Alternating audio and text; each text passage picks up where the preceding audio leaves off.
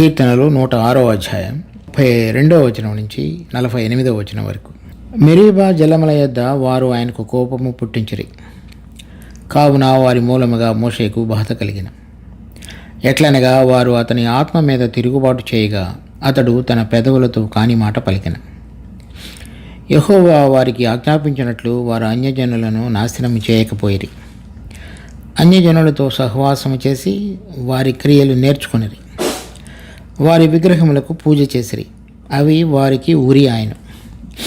మరియు వారు తమ కుమారులను తమ కుమార్తెలను దయ్యములకు బలిగా అర్పించిరి.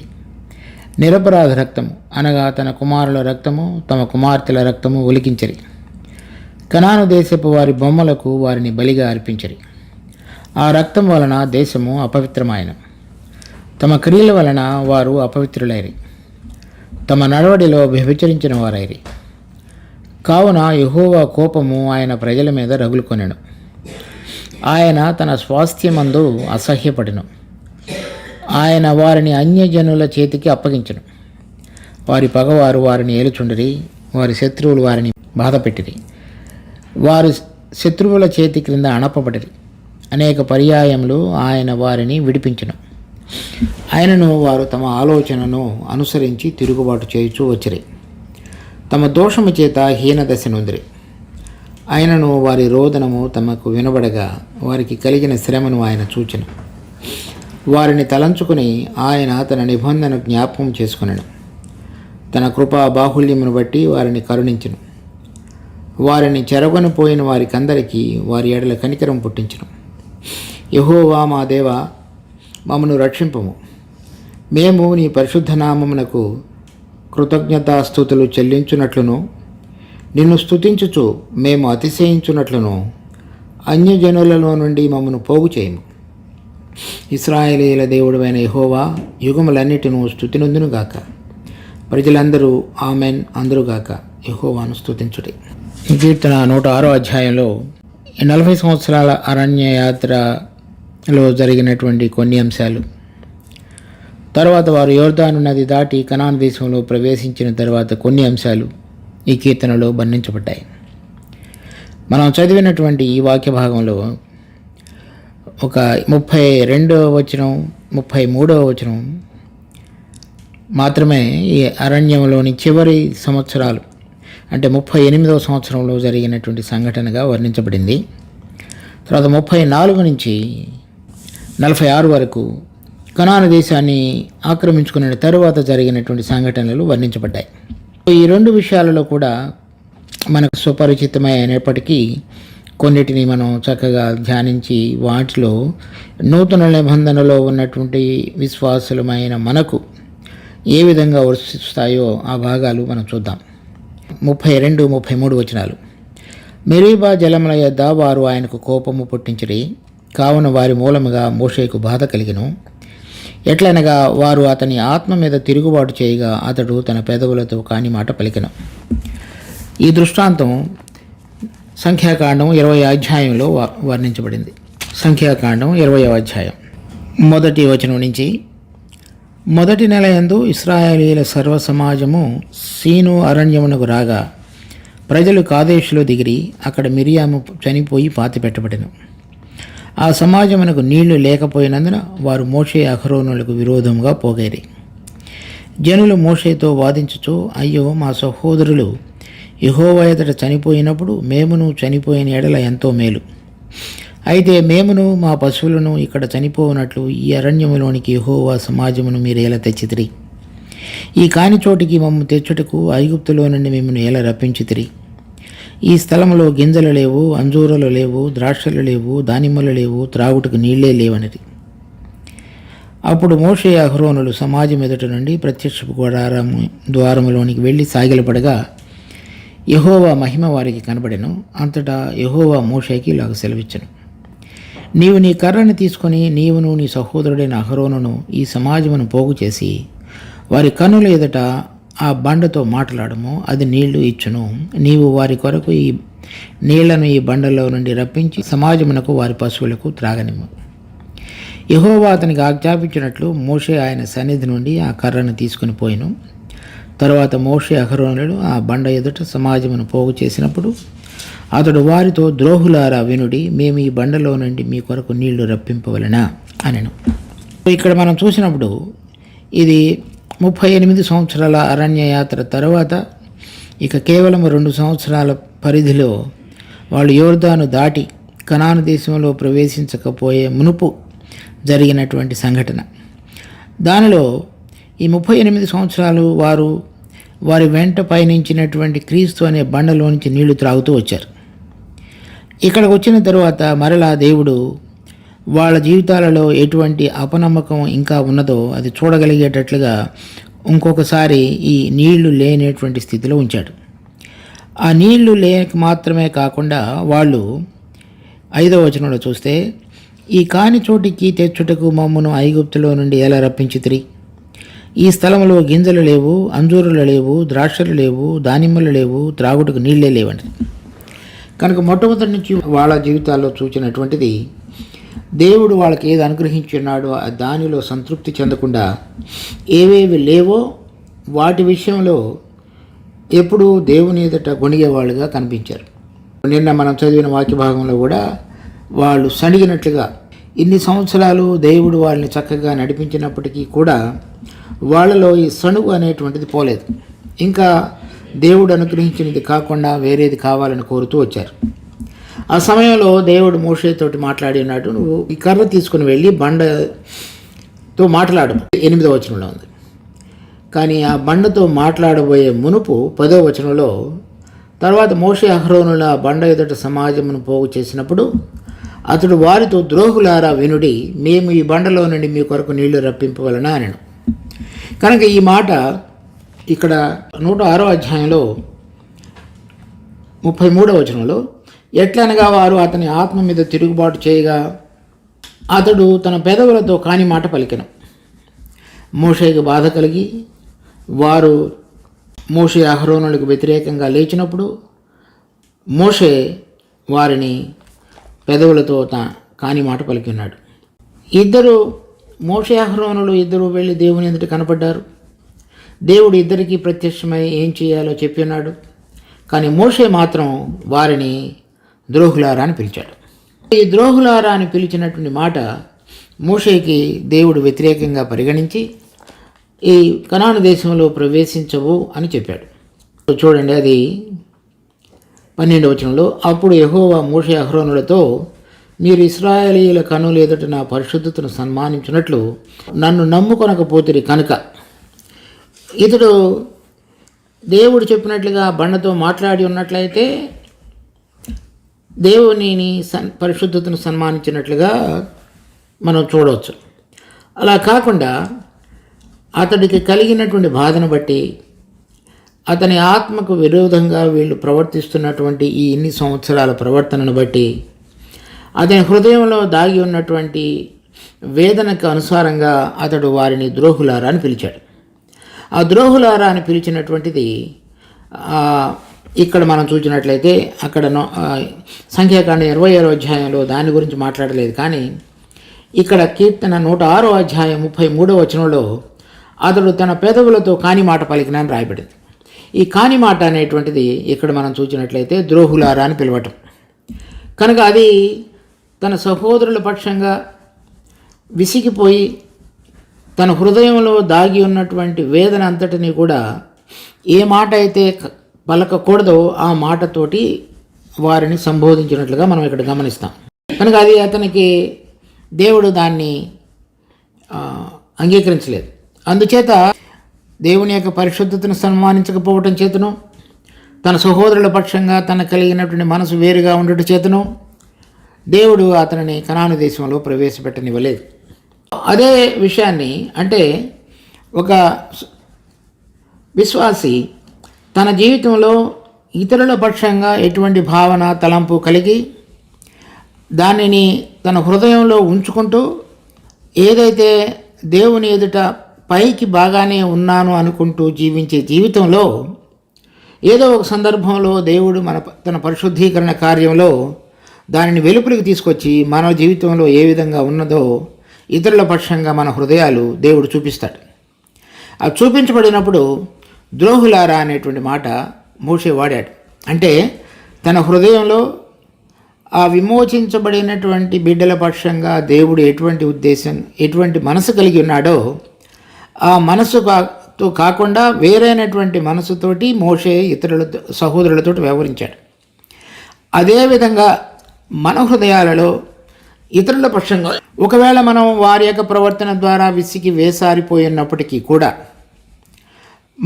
మనకు బాధ కలిగినప్పటికీ కూడా, మనం కాని మాట కనుక మన నోటి నుంచి మాట్లాడితే, అంటే మన హృదయంలో ఉన్నదే మన నోరు మాట్లాడుతుంది. మన హృదయంలో అటువంటి తలంపు ఇతరుల పక్షంగా కలిగి ఉన్నట్లయితే దానిని దేవుడు గుర్తిస్తాడు.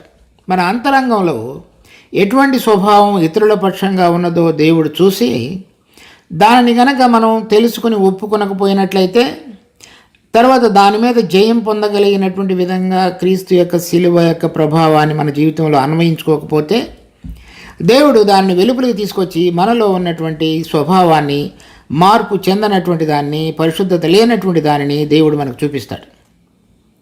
చూడండి, నూతన నిబంధనలో మత్తయి సువార్త 5వ అధ్యాయం 22వ వచనం. నేను మీతో చెప్పున్నదేమనగా, తన సహోదరుని మీద కోపపడు ప్రతివాడు విమర్శకు లోనగును, తన సహోదరుని చూచి వ్యర్థుడా అని చెప్పువాడు మహాసభకు లోనగును, ద్రోహి అని చెప్పువాడు నరకాగ్నికి లోనగును. అదే పదం పాత నిబంధనలోనూ క్రొత్త నిబంధనలోనూ ఒకే రకంగా వాడబడ్డాయి. ఇక్కడ 3 మాటలు చెప్పబడ్డాయి. ఒకటి కోపపడటం, రెండవది వ్యర్థుడా అని చెప్పటం, మూడవది ద్రోహి అని చెప్పటం. మన హృదయంలో ఇతరుల పక్షంగా ఉన్నటువంటి వ్యతిరేక భావనలు ఏవైతే ఉన్నాయో అది మొట్టమొదటిలో మనం కోపం ద్వారా ప్రారంభమవుతుంది. అది బయటికి చూపించకపోవచ్చు. దాని తర్వాత వాళ్ళని గురించి మన హృదయంలో కలిగేటువంటి తలంపు, వాళ్ళు వ్యర్థులు అని మనం ఆలోచించుకోవటం. మూడవది, అలా అయిన తర్వాత ద్రోహి అని నోటితో మాట్లాడటం. ఇవన్నీ కూడా ఈ ద్రోహి అని పిలుచువాడు, చెప్పువాడు నరకాగ్నికి లోనగను. అంటే మనలో పరిశుద్ధీకరణలో పాలు పొందనటువంటి ఏదైతే స్వభావం పాతది మిగిలిపోయినదో దానిని శుద్ధీకరించేటువంటి అంశాన్ని దేవుడు ఇక్కడ ప్రస్తావిస్తున్నాడు. నా హృదయంలో ఎవరి మీదైనా కోపపడినట్లయితే ఈ లోక సంబంధంగా ఏ కోర్టులు కూడా దానిని గమనించి, గుర్తించి, దానిని పరిగణించి దానికి తీర్పు తీర్చలేవు. ఒకవేళ నేను ఎవరినైనా ఒక మనిషిని వ్యర్థుడా అని పిలిచినట్లప్పటికి కూడా ఈ ప్రపంచంలో ఉన్నటువంటి ఏ న్యాయస్థానం కూడా దానికి తీర్పు విధించలేదు. అదేవిధంగా నాలో ఎవరిని గురించి అయినటువంటి ఒక వ్యతిరేక భావన నింపి ఉండి, లేకపోతే నేను విసిగి వేసారిపోయి దేవుడు చూచినటువంటి దృక్పథంతో కాకుండా వేరైనటువంటి కోణంతో ఒక వ్యక్తిని కనుక చూసి అతని గురించి ద్రోహి అని కనుక మాట్లాడినట్లయితే నేను ఈ లోకాన్ని విడిచిపెట్టి వెళ్ళిన తరువాత దానికి తగినటువంటి కఠినమైన శిక్ష ఉంటుందనేటువంటి విషయాన్ని ప్రభువు ఈ కొండ మీద ప్రసంగంలో చెబుతూ వచ్చాడు.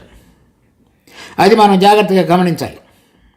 కనుక మన పెదవులతో కాని మాట పలుకుట, అంటే మనం పలికినటువంటి మాటల ద్వారా దేవుడు తీర్పు మనకు తీర్చిపోయేవాడుగా ఉన్నాడు. మనము చేసినటువంటి క్రియలు మంచివైనను, శరీరంతో జరిగించిన చెడ్డమైనను సరే, అన్నిటినీ మనం దేవుని ప్రభు అయిన యేసుక్రీస్తు న్యాయసింహాసనం ఎదుట నిలబడాలి. వీటన్నిటిలో ఈ మాటలను బట్టి కూడా మనకు తీర్పు జరగబోయేదిగా ఉన్నది. కనుక ఏది మాట మన హృదయంలో నింపబడి ఉన్నదో దానికి అనుసారంగా మనం మాట్లాడేటువంటి ప్రతి మాట కూడా దేవుడు తీర్పులోనికి తీసుకొస్తాడు. మోషేని గురించి అతడు పెదవులతో కాని మాట పలికిన. కనుక మన జీవితంలో కూడా మనం పరీక్షించుకున్నప్పుడు దేవుడు ఏదైతే అంగీకరించడో అటువంటి మాటలు పలకటానికి ఆస్కారమైనటువంటి మన హృదయం యొక్క స్థితి ఏదైతే ఉంటే దానిని ప్రభు ఎదుట ఒప్పుకొని శిలువ యొక్క అనుభవంతోనికి జయాన్ని పొంది ఆ పునరుద్ధాన నూతన సంబంధమైన ప్రభు సంబంధమైనటువంటి జీవాన్ని కలిగి జీవించగలగటానికి దేవుడు మనకు కృప చూపించమని కోరుకోవాలి. దాని తర్వాత 34వ వచనం నుంచి మనం చదివినటువంటి ఈ 46వ వచనం వరకు ఈ 12 వచనాలలో దేవుడు కనాను దేశంలో వారిని ప్రవేశపెట్టిన తర్వాత వారికి కలిగినటువంటి స్థితిలో వారు ఏ విధంగా మార్పు చెందుతూ వచ్చారు అనేది వ్రాయబడింది. ఇక్కడ చూడండి, 34వ వచనంలో యెహోవా వారికి ఆజ్ఞాపించినట్లు వారు అన్యజనులను నాశనం చేయకపోయి.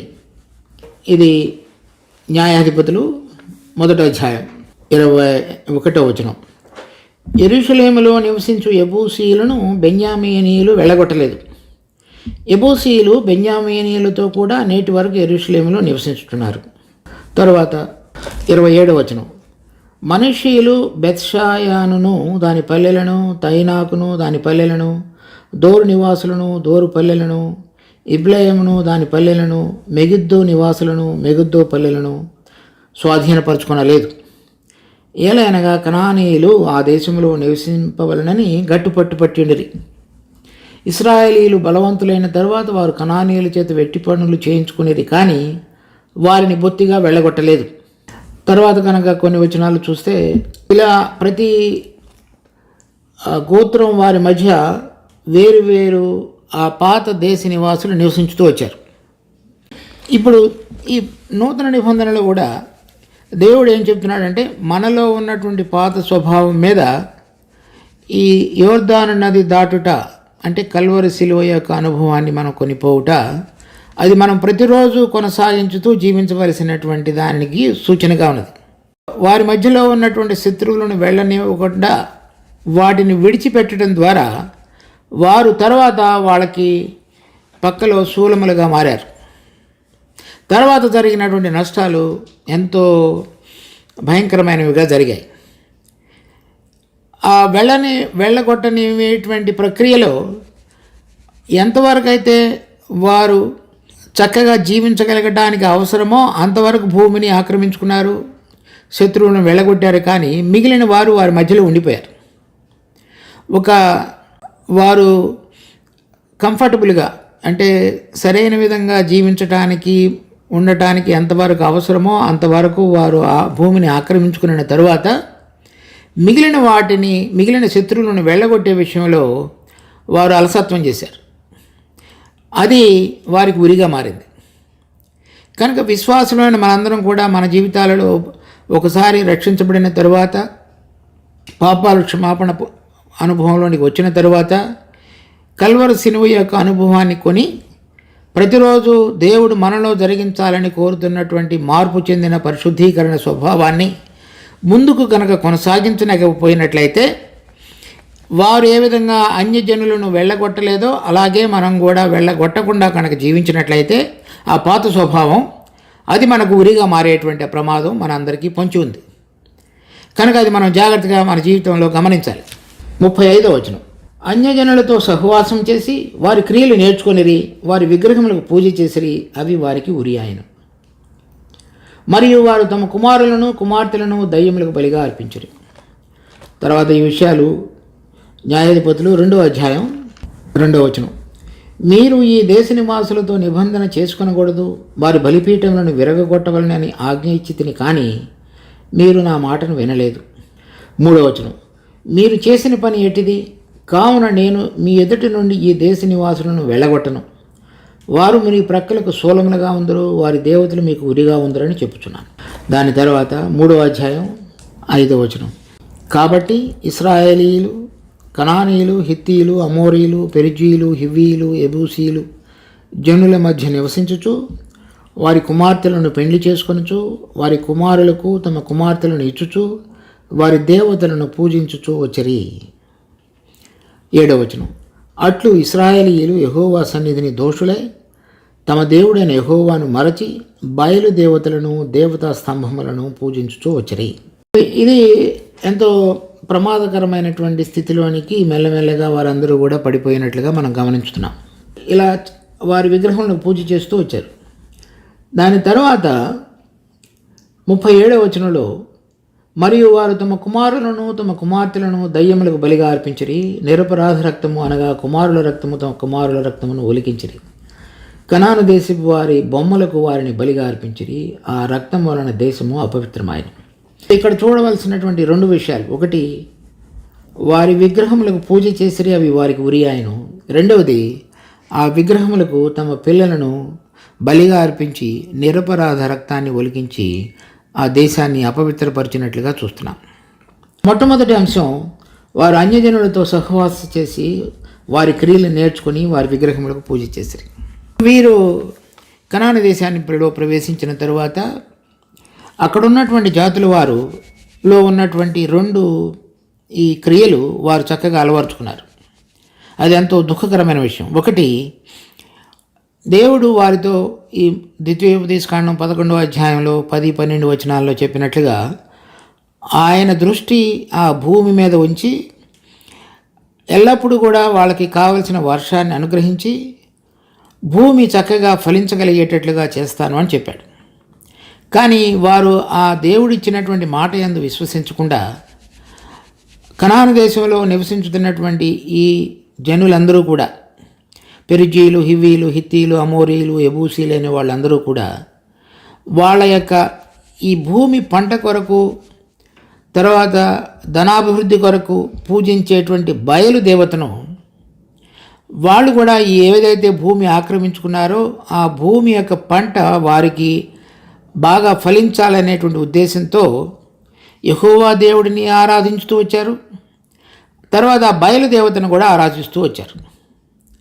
తర్వాత దేవుడు వాళ్ళకి ఇచ్చినటువంటి ద్వితీయోపదేశకాండంలో ఇవ్వబడినటువంటిది, మీలో గొడ్డుతనం ఉండదు, మీరు బహుగా ఫలించెదరు అని చెప్పినప్పటికీ ఈ అషేరా దేవత ఏదైతే ఈ సంతానాన్ని అభివృద్ధి కలిగించేటువంటి దేవతకు పేరుగా కనాను దేశీయులు పూజించేవారో ఆ దేవతను కూడా వీరు పూజించడం మొదలుపెట్టారు. అంటే వాళ్ళ యొక్క సంతానం అభివృద్ధి చెందటం, వాళ్ళ భూములు చక్కగా ఫలించి మరి ధనము, ధాన్యము అవన్నీ కూడా విస్తరించడానికి అవసరమైన విధంగా కనాను దేశీయులు వాళ్ళ దేవతలను ఏ విధంగా పూజించుతూ వచ్చారో వీరు మొట్టమొదటిలో యెహోవా దేవుడిని పూజించుతూ వచ్చారు, వాళ్ళని పూజించుతూ వచ్చారు.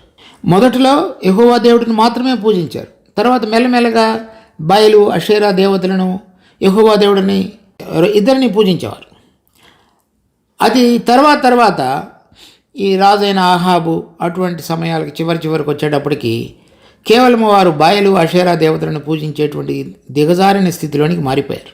ఇక్కడ వాళ్ళు లోక సంబంధంగా ఏదైతే అభివృద్ధిని కోరుకుని కాంక్షించారో దానిని బట్టి వారి హృదయాలు ప్రలోభానికి గురై దేవుడిచ్చినటువంటి వాగ్దానాలయందు విశ్వసించకుండా వారు ఏది కావాలని కోరుకుంటున్నారో దానిని వెంబడించి దానికి అవసరమైనటువంటి విగ్రహారాధనలోనికి దిగిపోయారు.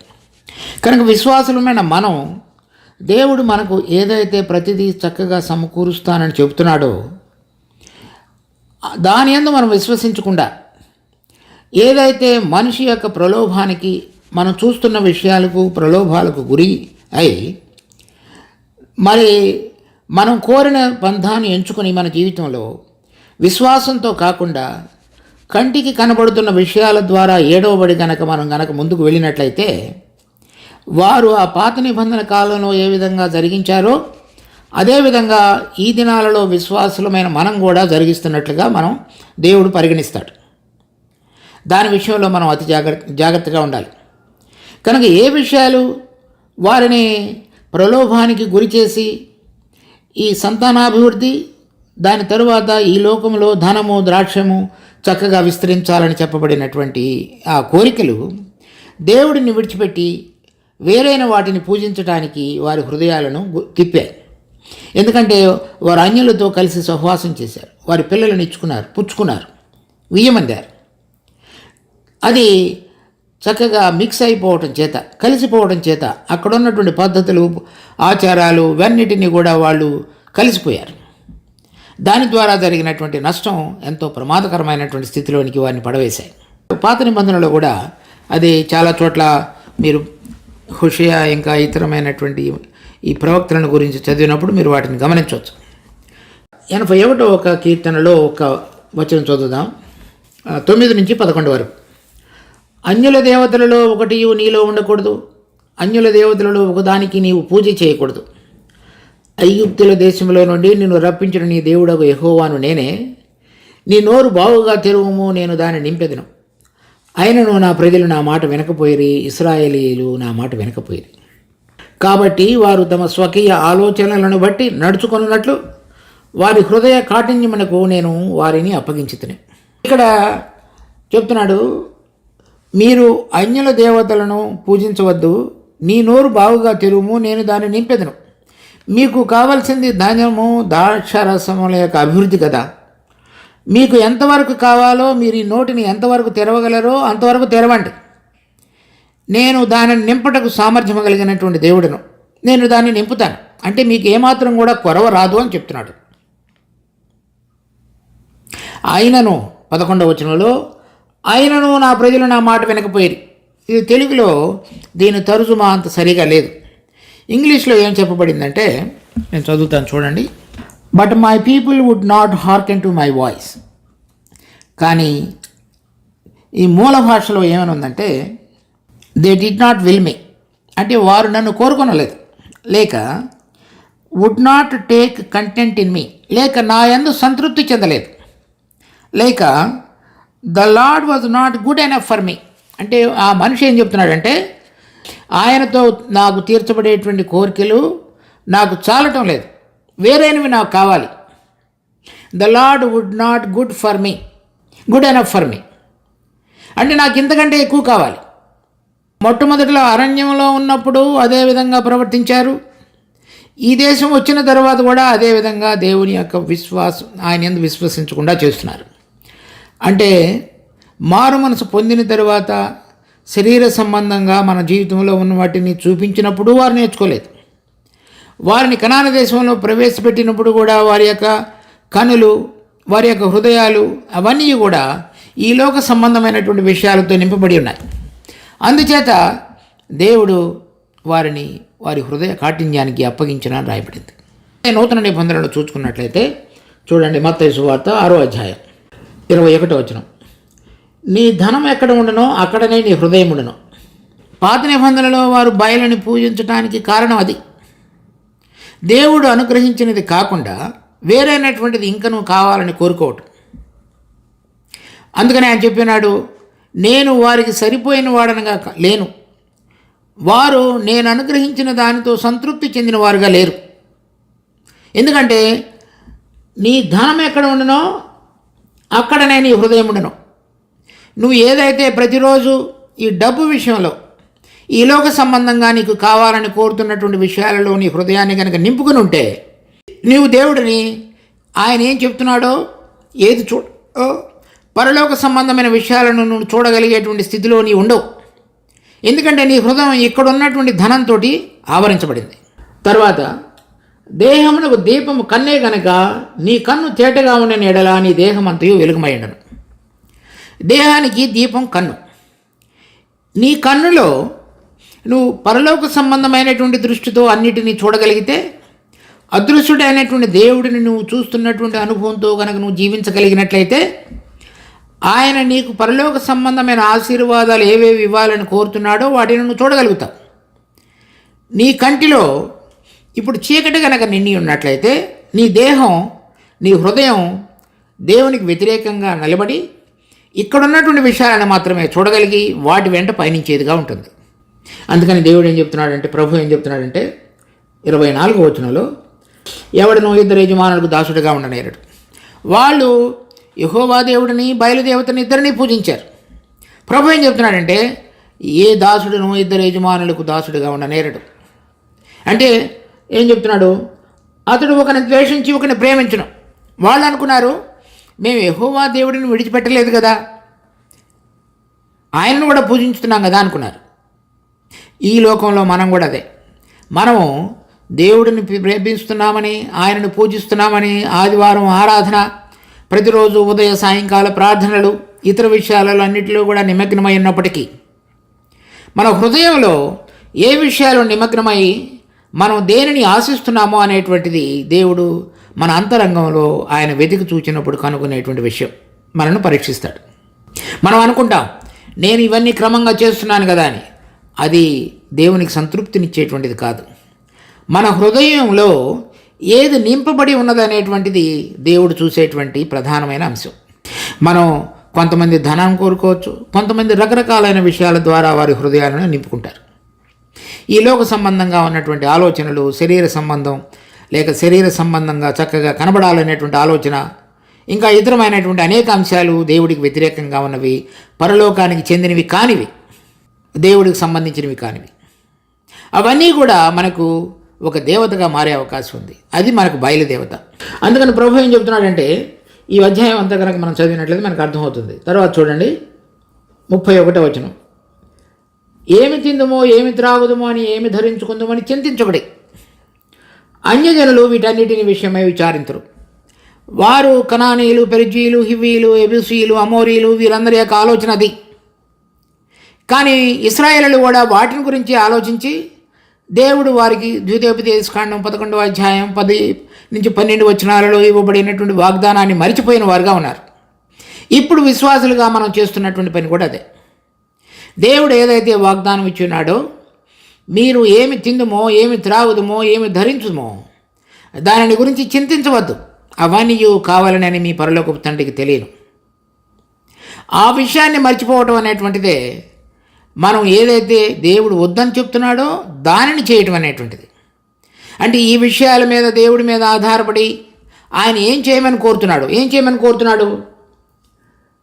కాబట్టి మీరు ఆయన రాజ్యమును ఆయన నీతిని మొదట వెతుకుడి. అంటే నేను ఆయన ఇచ్చినటువంటి వాగ్దానముల మీద ఆధారపడి ఆయన అధికారం కింద జీవిస్తూ ఆయన కోరుతున్నటువంటి కార్యములను ప్రతిరోజు జరిగించటం అనేటువంటిది నేర్చుకున్నట్టు. నా హృదయం ఆయనను ప్రేమించి ఆయన ఆజ్ఞలు గైకొని ఆయనకు విధేయుడినై ఆయన చేయమని కోరుతున్న కార్యములను జరిగించినట్లయితే ఆయన నీతిని జరిగించినట్లు, అప్పుడు అవన్నీ మీకు అనుగ్రహించబడును. మనిషి ఏం చేస్తున్నాడంటే ఈ విషయాన్ని పక్కన పెట్టి దేవుడితోటి పోరాడుతూ దేవుడిని వారికి ఏం కావాలని చేయమని కోరుతున్నారో దానిలో విషయంలో గోజాడేవారుగా ఉన్నారు. అది ఎంతో దుఃఖకరమైనటువంటి స్థితి. పాత నిబంధనలో ఉన్నటువంటి వారి యొక్క స్థితి నూతన నిబంధనలో ఉన్నటువంటి మనస్థితిలో ఏమాత్రం కూడా తేడా లేదు. తర్వాత చూడండి గలతీ పత్రిక 5వ అధ్యాయం 24వ వచనం. క్రీస్తు యేసు సంబంధులు శరీరమును దాని ఇచ్చలతోనూ దురాశలతోనూ సిలువ వేస్తున్నారు. 2 విషయాలు, కోరికలు, దురాశలు.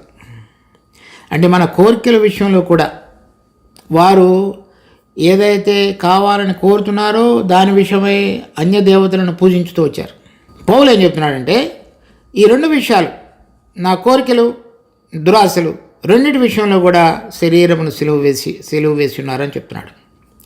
అంటే ఆ ప్రతిరోజు నాలో మదిలేటువంటి ఏదైనా కోరిక దేవుడిది కానిది నేను అర్థం చేసుకోగలిగినటువంటి ఆత్మీయ స్థితిలో కనుక నా జీవితం ఉన్నట్లయితే దానిని దేవుడు నాకు చూపించినప్పుడు సిలువ అనుభవంలోనికి తీసుకుని రావటం అనేటువంటిది అభ్యాసం చేయవలసినటువంటి కార్యం.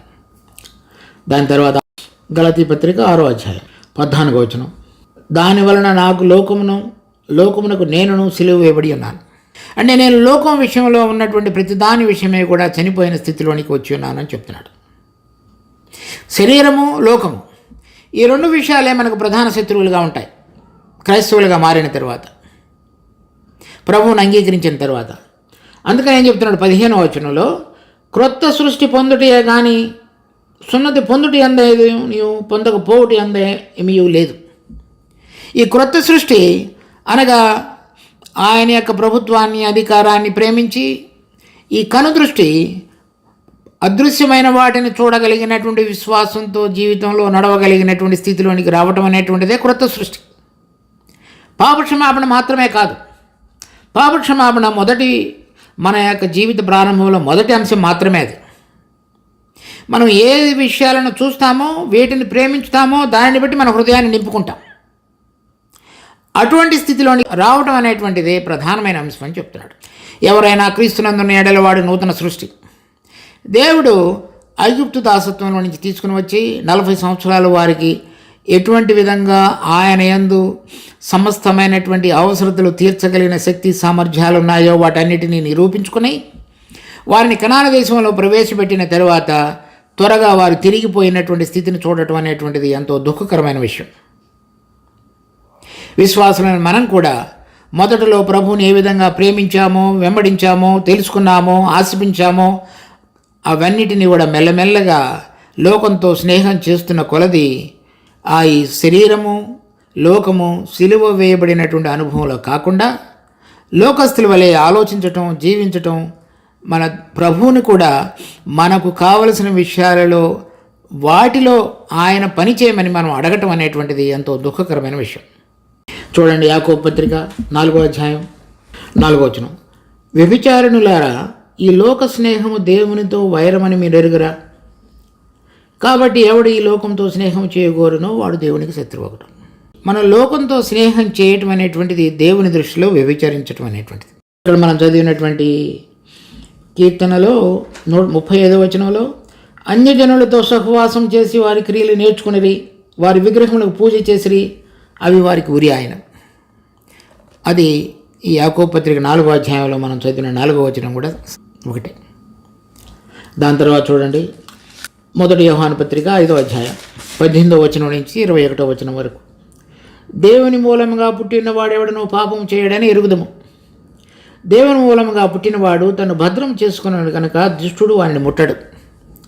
కనుక వారు 81వ అధ్యాయం 11వ వచనంలో చెప్పినట్లు కీర్తనలో, ఆయన మనకు సరిపోయిన వాడుగా ఉన్నట్లయితే దుష్టుడు మనల్ని ముట్టడు. అంటే మన ఆనందం, మన హృదయం ఆయనతో నింపబడి, మన కన్నులు వెలిగించబడి, ఆ వెలుగులో ఆయనను చూడటం కనుక నేర్చుకొని పరలోక సంబంధమైనటువంటి ప్రయాణంలో కనుక మనం ముందుకు కొనసాగుతున్నట్లయితే దుష్టుడు వారిని ముట్టడు.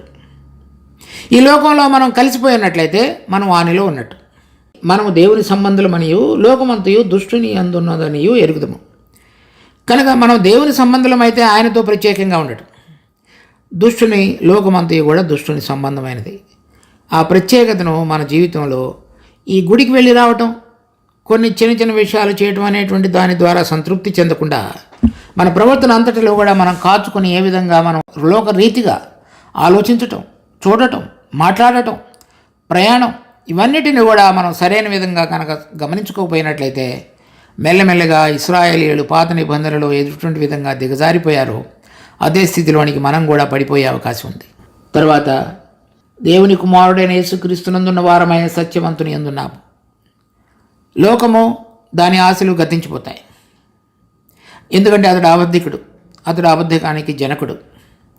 ప్రభువు సత్యవంతుడు, ఆయన యందు సత్యం ఉన్నది, ఆయనే సత్యము. కనుక మనం ఆయనలో నిలబడి ఉన్నట్లయితే అది నిత్యము నిలిచేదిగా ఉంటున్నది. చిన్నపిల్లలారా, విగ్రహముల జోలికి పోకుండా జాగ్రత్తగా ఉండండి. ఈ విగ్రహములంటే ఏదైతే 18వ వచనం నుంచి చెబుతూ వచ్చాడో, లోకము, దానితో స్నేహము, దానిని ప్రేమించుట, మన హృదయాలు ఇక్కడున్న వాటితో నింపుకొనుట, అదే విగ్రహం. దానిని మనం జాగ్రత్తగా చూడాలి. వాళ్ళు పూజించినట్లుగా ఒక బొమ్మకు మనం పూజ చేయకపోవచ్చు, కానీ అటువంటి విధంగా మన జీవితం యొక్క ప్రయాణం కనుక ఉన్నట్లయితే అది అంతకంటే ఘోరమైనదిగా దేవుడు చూస్తాడు. దేవుడు విశ్వాసులను తీర్పులోనికి తీసుకొచ్చినప్పుడు ఈ విషయాలన్నీ కూడా చక్కగా వెలుగులోనికి తీసుకుని రాబడతాయి.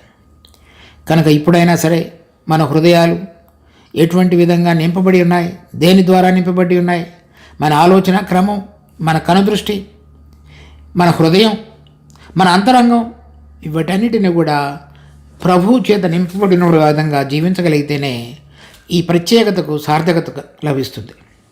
తర్వాత 106వ కీర్తనలో 37వ వచనం నుంచి, మరియు వారు తమ కుమారులను కుమార్తెలను దయ్యములకు బలిగా అర్పించిరి. నిరపరాధ రక్తము అనగా తమ కుమారుల రక్తము తమ కుమార్తెల రక్తము ఒలికించిరి. కనాను దేశపు వారి బొమ్మలకు వారిని బలిగా అర్పించిరి. ఆ రక్తము వలన దేశము అపవిత్రమైన. తమ క్రియల వలన వారు అపవిత్రులైరి, తమ నడవడిలో విభజించిన వారైరి.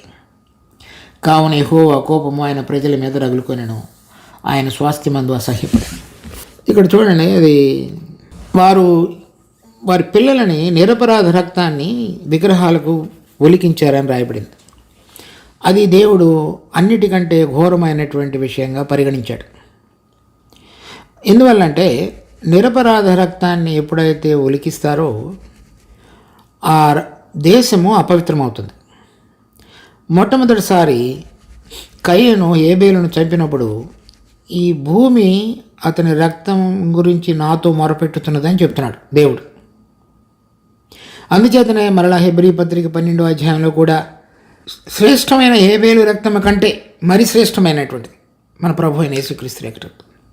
ఎప్పుడైతే ఈ నిరపరాధ రక్తాన్ని ఒలికిస్తారో అప్పుడు మనుషుల యొక్క అపవిత్రతను బట్టి వాళ్ళు చేస్తారు, కానీ భూమి కూడా అపవిత్రపరచబడుతుంది.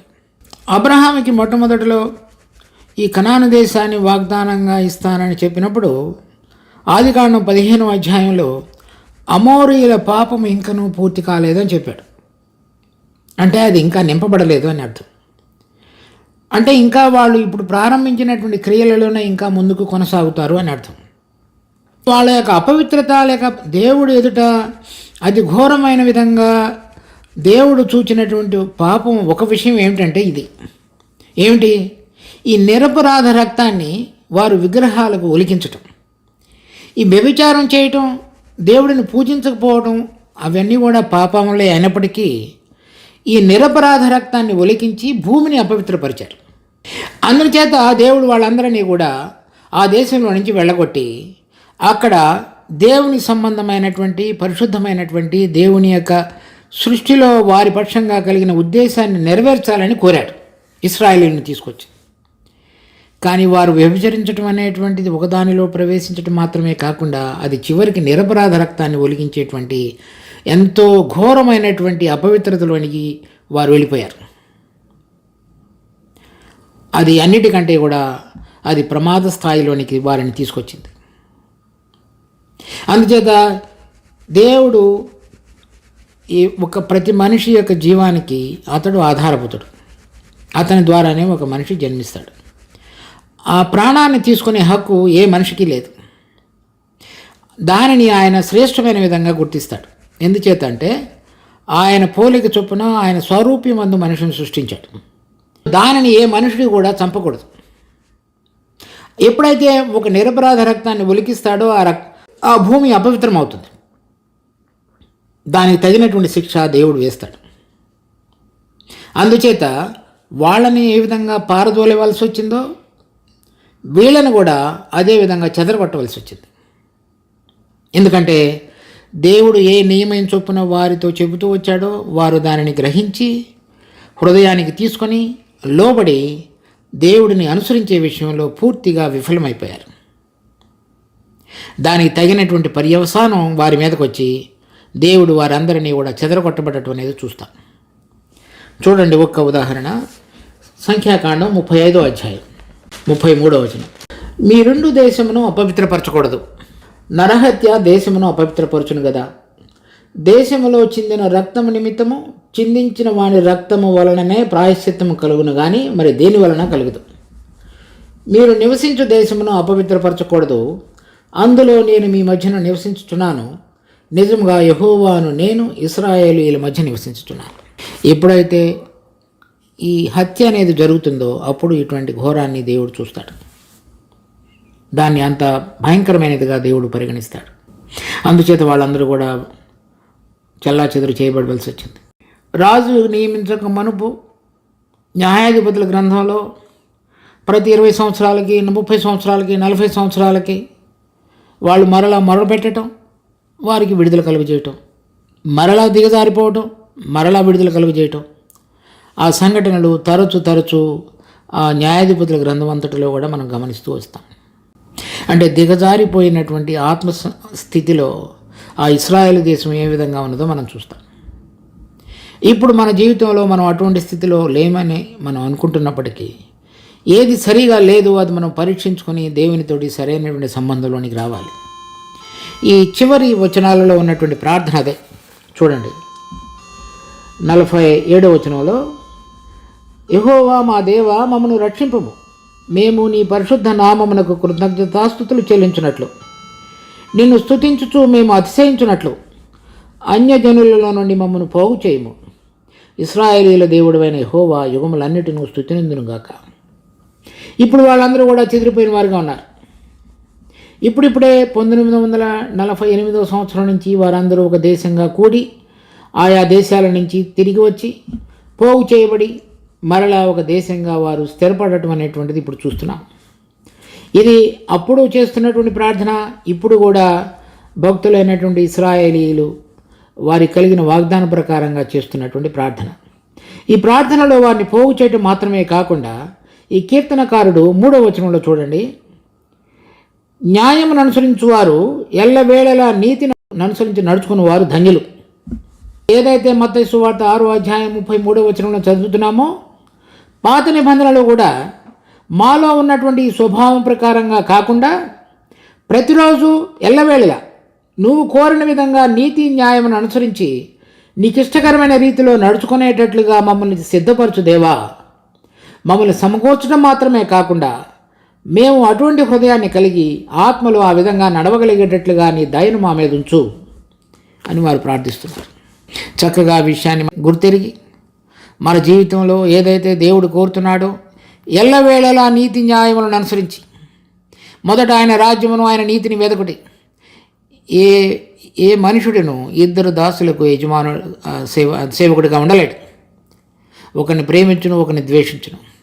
కనుక మన జీవితంలో ఇద్దరితోటి ప్రయాణం కనుక సాగిస్తున్నట్లయితే పరీక్షించుకొని మన హృదయాలు ఆయనతో నింపుకొని ఆయన ద్వారా నడిపించబడేటువంటిది మనం చేయవలసిన అభ్యాసం. దేవుడు ఈ వాక్యమును ఆశీర్వదించును గాక. జీవం కలిగిన తండ్రి, మీరు మాకు అనుగ్రహించిన ఈ కృపను బట్టి ఎంతో వందనాలు. మేము తప్పిపోయినటువంటి ఇశ్రాయేలుల వలె కాక భయంకరమైన స్థితిలో, అపవిత్రమైనటువంటి స్థితిలో పడిపోయినటువంటి వారి వలె కాక మీరు కోరిన రీతిలో జీవించగలిగటకు మా మంటిఘటాలను మీరు సిద్ధపరచండి. మా హృదయాలలో నింపబడిన అనేక విషయాలు లోక సంబంధంగా, శరీర సంబంధంగా ఉన్నాయో వాటిని బట్టి మేము లోకమును పోలి నడుచుకునే వారంగా ఉన్నామో మరి మేము పరీక్షించుకున్నప్పుడు మాకు ఎంతో చక్కగా విసిదపరుస్తున్నాం.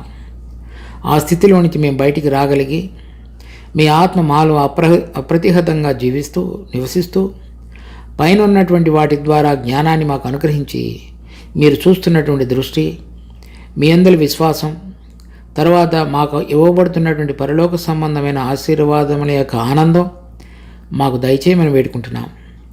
నిత్యము ఎల్లవేళలా నీతి న్యాయములను అనుసరించి నడుచుకోగలిగినట్లుగా నీ కృపను మా మీద అధికంగా విస్తరింపచేయమని కోరుతూ మా రక్షకుడు ప్రభువైన యేసు నామమున అడిగి వేడుకుంటున్నాం తండ్రి. ఆమేన్.